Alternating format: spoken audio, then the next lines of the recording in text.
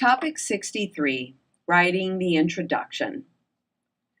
By the end of this podcast, you should be able to identify the three parts of an introduction to an analytical essay in the discipline of history. In the previous three podcasts, we have learned about the pre-writing process and begun the writing process itself with the thesis statement.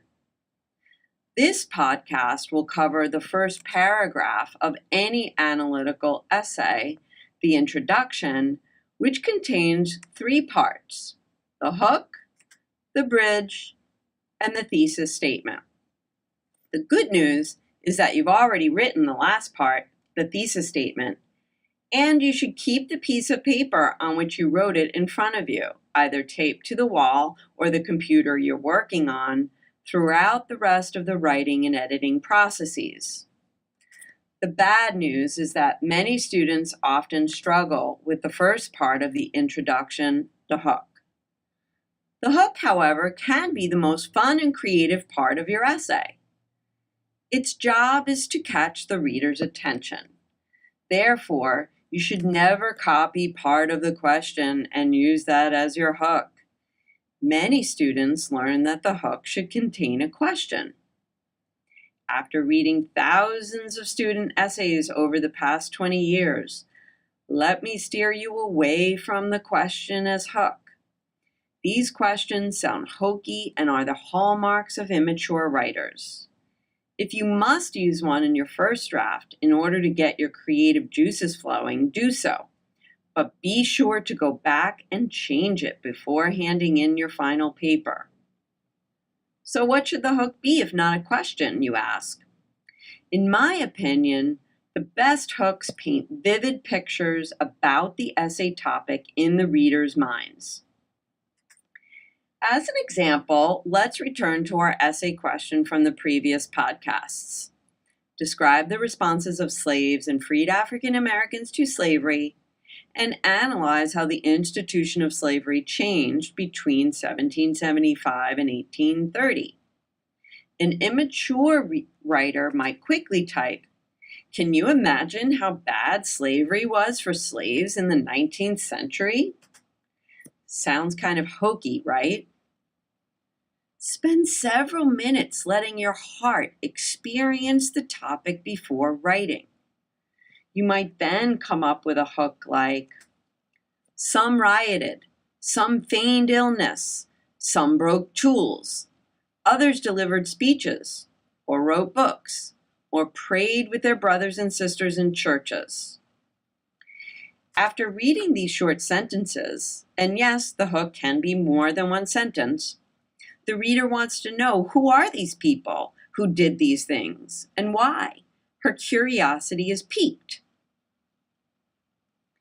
In the middle part of the introduction, the bridge, you will capitalize on that curiosity from the hook to provide the reader with a bit more information, but not as much as contained in the thesis. As its name implies, the bridge connects the hook section at the very beginning of the introduction to the thesis statement at the end. Returning to the hook we just wrote, and keeping in mind the thesis statement that we crafted in podcast 62, our bridge might read something like, "Slave or free, African Americans of the late 18th and early 19th centuries demonstrated their opposition to slavery in myriad ways." True, our hook and our bridge hasn't yet mentioned anything about the changing nature of slavery during this time. That's okay.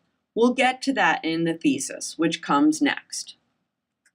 Happily, we've already written that, so we just fill that in here.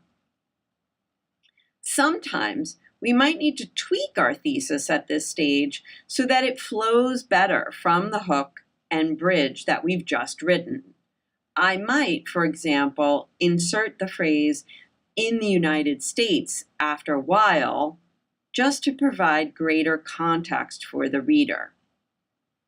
Put together, our final introduction might read, "Some rioted, some feigned illness, some broke tools, Others delivered speeches or wrote books or prayed with their brothers and sisters in churches.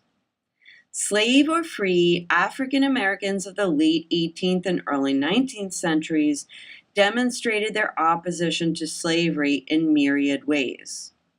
While in the United States, the North abolished slavery between 1775 and 1830, at the same time, slavery in the South spread and grew more repressive, which led slaves to resist bondage through a variety of violent and nonviolent means, and encouraged freed African Americans to fight for abolition through church, literary, and activist organizations.